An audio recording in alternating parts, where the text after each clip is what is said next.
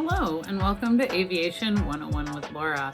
Welcome to my series about hazardous attitudes for pilots and dispatchers, where we talk briefly about a hazardous attitude and then go over a scenario from NASA's Aviation Safety Database, which is confidential reporting of aviation safety concerns by various members of the aviation community. So, second hazardous attitude that we're going to cover in my series here is anti-authority. Okay, so anti-authority is nobody tells me what to do, and it's basically, I think the rules don't apply to me. That's essentially what it is. Now, before we get into the NASA scenario, I want to tell you about a hazardous attitude assessment that I have created. This is something that I derived from FAA Advisory Circular AC 60-22, which has a little test in there, but I made a new one with my own pilot type scenarios and then with dispatcher scenarios because there's just not that much information out there. So check it out. It's on my website at theaviationvault.com. I will link in the video description, and take the assessment, see where you might fall on the hazardous attitudes, and then come back and finish this video and watch the other ones I've made. I'm making one about each hazardous attitude. So this is our hazardous attitude antidote table, also courtesy of the FAA.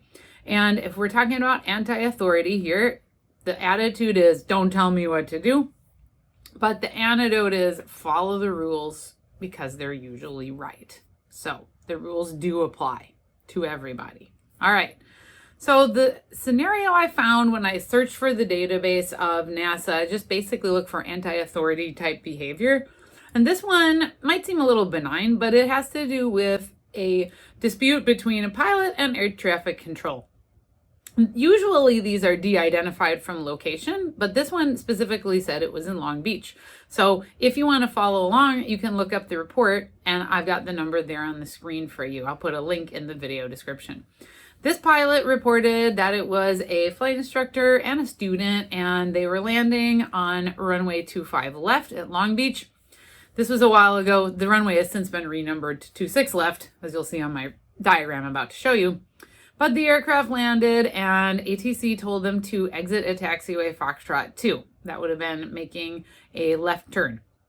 But the taxiway was blocked by another aircraft. So here's a picture, this example. This is Long Beach. Circled the area in question. So they landed. They could have turned left on Foxtrot 2, but they saw that there was already an aircraft on the taxiway, and so they elected that they thought they would continue going down.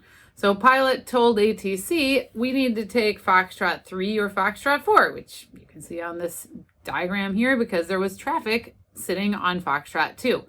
When the pilot told ATC that, ATC got very upset and told the aircraft again they had to exit Foxtrot 2, and the pilot reported having to slam on the brakes and get the airplane slowed down very quickly with full braking to turn off onto Foxtrot 2.